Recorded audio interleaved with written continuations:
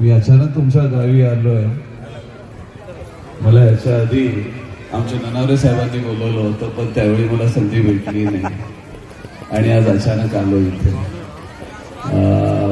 म्हणजे अचानक याच्यासाठी बोलतोय कारण मला कसलं इन्व्हिटेशन आमंत्रण नव्हतं. मी स्वतःच आलो. ज्यावेळी वेळ असते येतो माणूस. तर माझं नाव रोहित पिसाळ. मला युट्यूबवर खूप जण बघत असतील.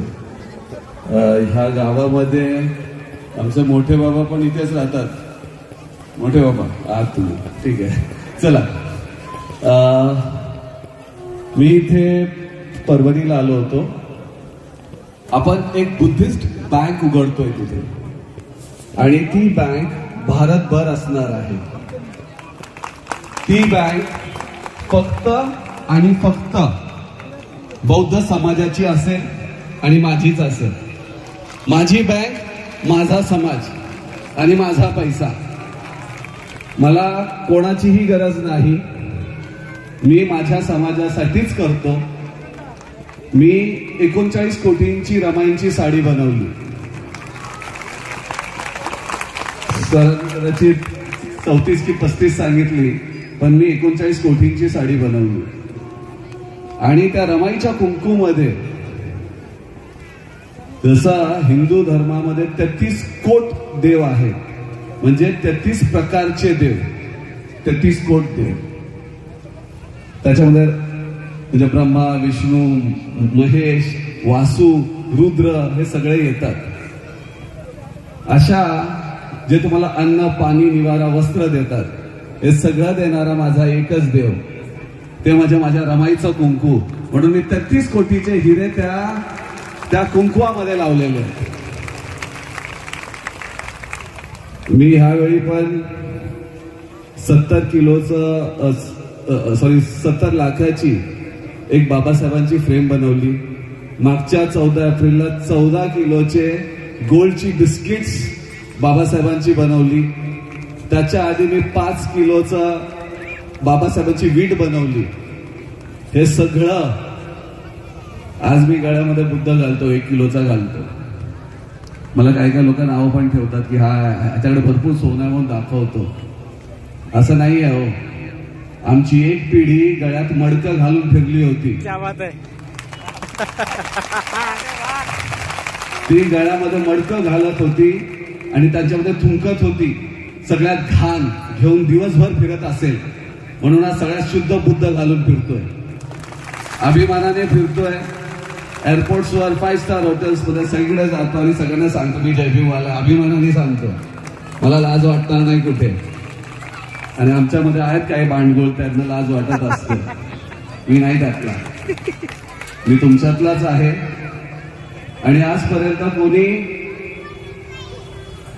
रोजीरोटीची काही सोय केलेली नाही, कुठल्याच नेत्याने केली नाही.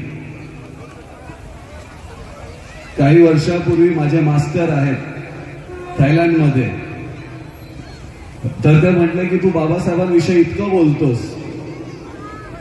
तर बाबासाहेब पण एक मनुष्य होते.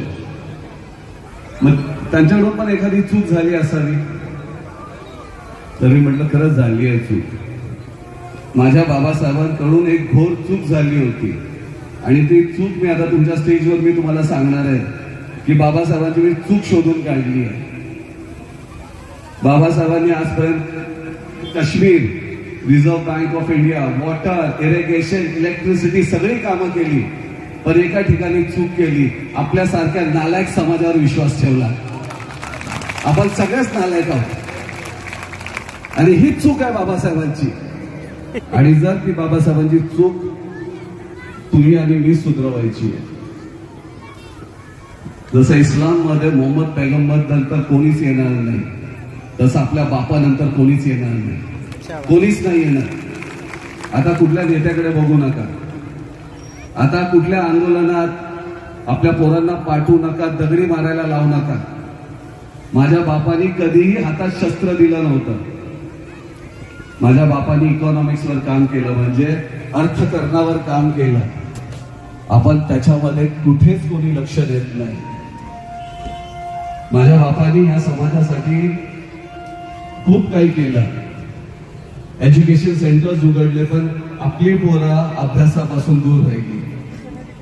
आजही आपली पोरं दगडी मारतायत. एक क्वार्टर एक चायनीजच्या प्लेटसाठी कोणाचे पण झेंडे घेऊन फिरतायत. शिका, संघटित व्हा, संघर्ष करा, पण आता समृद्ध व्हा. कारण आपण शिकलो पण अक्कल घाण टाकली आणि पैशासाठी कोणाच्या पण संघटनात चाललोय. एक क्वार्टर एक चायनीजच्या प्लेटमध्ये संघर्ष संपायला लागला. तर आधी तुम्ही पैसे कमवा. मी आहे बिझनेसमॅन, मी तर धंदाच करायला आलो. लोकांनी माझ्या धम्माचा, माझ्या बाबासाहेबांचा धंदा केलाय, पण मी या माझ्या धंद्यामध्ये माझा बाबासाहेब आणि माझा बुद्ध आणणार आहे. मी आता जास्त बोलत नाही, कारण मला जरा लांब जायचं आहे. ठीक आहे ना, मी यवतमाळमध्ये जायचं आहे. उद्या मी नागपूरमध्ये आहे. माझे खूप जवळचे एक मित्र ते कॅप्टन निखाडे, त्यांना ब्रेन ट्युमर झाला आणि त्यांचं पार्थिव शरीर म्हणजे उद्या USA वरून येणार आहे. तर मला तिथे पोहोचायचं आहे. मला तुम्ही सगळ्यांनी ऐकल्याबद्दल धन्यवाद. आणि मी खरंच सांगतोय, तुम्ही इतकी लोक जमलेली आहात. मला बाबासाहेबांचं घर घ्यायचं होतं या 14 एप्रिलला. या 14 एप्रिलला बाबासाहेबांचं घर घ्यायचं होतं. ते घर साताऱ्यामध्ये आहे. त्या घराची किंमत होती 15 कोटी रुपये. तर मी लोकांना आव्हान केलं की तुम्हाला 1000 रुपये जमतील. जेवढ्यांना जमतील, काही शॉर्ट पडले ते सगळे मी टाकेल. मी सगळ्यांना आव्हान केलं. तुम्हाला माहिती आहे का की तुम्ही एवढं सगळे जय भीम जय भीम बोलता, तर 15 कोटीच्या घरामध्ये तुम्ही लोकांनी किती मला मदत केली असेल? अच्छा, किती पैसा झाला असेल जमा? सांगू शकाल का कोणी? आपल्याला 15 कोटीचं घर घ्यायचं होतं. मी भारतभर सगळ्यांना सांगितलं आपल्याला आपल्या बापाचं घर घ्यायचंय. 7 वर्ष माझा बाप तिथे राहिला, त्याचं लहानपण तिथे होतं आणि आपल्याला तिथे राहायचं, आपल्याला ते घर घ्यायचंय. जर ते घर उद्ध्वस्त झालं तर परत काही नामोनिशाण राहणार नाही. आपण सगळ्यांनी, आपण नालायक पोरांनी 28,000 रुपये जमा केले. फक्त 28,000. तुमच्या गल्लीमध्ये डीजेला तेवढा खर्च होत असेल, पण तुम्ही जयंती आता डीजे साठी, लाइटिंग साठी, दारू प्यायसाठी, नाचायसाठी वापरताय. म्हणजे फक्त तुमचे चोचले पुरण्यासाठी आपण बाबासाहेबांची जयंती साजरी करतो. मला माहिती आहे मी बोलताना कदाचित तुम्हाला लागत असेल, पण काय घंटा फरक पडत नाही मला, कारण मी जयभीमवाला आहे आणि जिथे उभा राहीन तिथे खरंच बोलेन.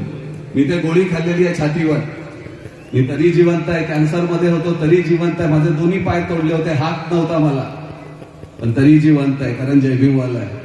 ते जयभीमवाल्याचं रक्त आहे. जय भीम.